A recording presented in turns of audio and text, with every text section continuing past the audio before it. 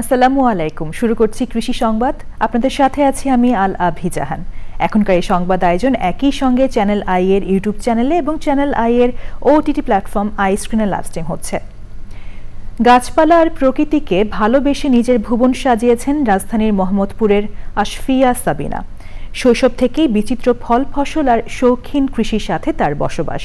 তিনি জানিয়েছেন এখান থেকেই তিনি খুঁজে পান সুস্থভাবে বেঁচে থাকার প্রাণ শক্তি। বিস্তারিত শাইখ সিরাজের ছাদ কৃষি রিপোর্টে। ঢাকার প্রাণকেন্দ্র মোহাম্মদপুরে 8.5 কাঠা জমির উপর 6 তলা বাড়ির ছাদ। ফুল ফল সবজি শৌখিন উদ্ভিদ সহ সব ধরনের গাছই এখানে বড় বড় আকারের। যা করতে উদ্যোক্তা আশফিয়া সাবিনা 2017 সালে বাড়িটি নির্মাণ করেছেন কৃষি ও প্রকৃতির অনুকূল করে। আমি অনেকের কাছে যে কমপ্লেনটা শুনি যে অনেকে এটা জিনিসটা বোঝে না যে গাছ রাখলে কিন্তু ছাদের কোনো ক্ষতি হয় না, কিন্তু আমাকে এটা মেনটেন করতে হবে। হ্যাঁ, আমি যদি ডাইরেক্ট ছাদে রেখে দিই ডেফিনেটলি ছাদের ক্ষতি হবে। হ্যাঁ, কিন্তু অনেকে এটা করে না, সামহাও যে কোনো কারণে হোক বাড়ির মালিকেরা এটাকে অনেক ক্ষেত্রে সমস্যা তৈরি হয়। হ্যাঁ, আমি এটা দেখেছি। ভবনের সবখানি ফসল আর সবুজের ছোঁয়া। প্রকৃতির প্রতি অদম্য এই টান তার শৈশব থেকেই, যার অনুপ্রেরণা জুগিয়েছিলেন তার প্রয়াত বাবা, ঢাকা বিশ্ববিদ্যালয়ের ভূগোলের শিক্ষক। ফল ফলাদি শাকসবজি বাবা করতেন এবং বাবার সাথে সাথে আমি করতাম। এই করতে করতে আর কি উনি আমাদের এগ্রিকালচার জিওগ্রাফি পড়াতেন, এই কারণে কৃষির প্রতি না, বাবার সবসময় গাছ পছন্দ। নগরে সুস্থ থাকতে গাছপালার সান্নিধ্যেই নিয়মিত সময় কাটান ইডেন কলেজের সাবেক এই অধ্যাপক। গাছটা মানে আমার ভেতরে মনে হয় আছে, যার কারণে গাছ ছাড়া আমার ভালো লাগে না। এবং ফলে আমার সময় কখনো ভারী হয় না। মানে আমি কোন দিক দিয়ে সময় চলে যায় আমি নিজেও টের পাই না। সে ভোর 4:30 5টায় উঠি, ননস্টপ কাজ করি। শহরের ছাদ কৃষি ধীরে ধীরে প্রসার ঘটছে প্রজন্ম থেকে প্রজন্মের মাধ্যমে, যেমনটি ঘটেছে এই ছাদ কৃষিতে।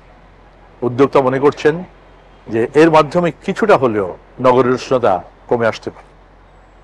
ঢাকার মোহাম্মদপুরের আশফিয়া সাবিনার ছাদ কৃষি থেকে শাইখ সিরাজ।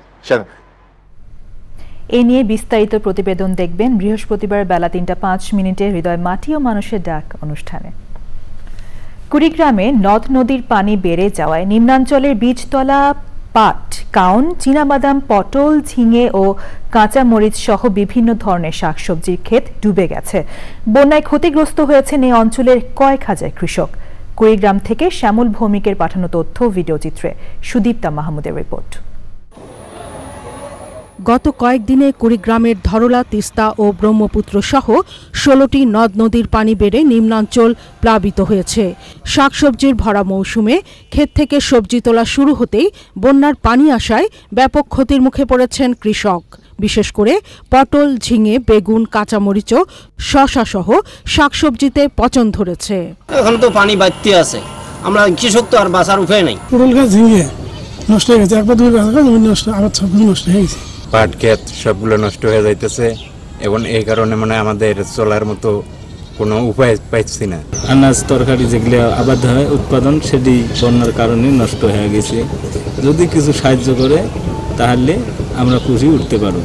প্রথম দফা বন্যায় নিম্নাঞ্চলের 1320 হেক্টর জমির শাকসবজির ক্ষতি হয়েছে বলে জানিয়েছে কৃষি বিভাগ, যার অর্থমূল্য প্রায় 6,39 লাখ টাকা। দ্বিতীয় দফা বন্যায় এই ক্ষতির পরিমাণ আরও বাড়বে বলে আশঙ্কা করা হচ্ছে। আমরা কৃষকদেরকে পরামর্শ দিচ্ছি যে বীজতলাগুলো নষ্ট হয়েছে, বিশেষ করে রোপা আমনের বীজতলা, সেই ক্ষেত্রে নাবি জাতের রোপা আমনের বীজতলা করে পুনরায় সেই বীজতলা তৈরি করে আমাদের যাতে আমনের যে লক্ষ্যমাত্রা সেটি আমরা অর্জন করতে পারি।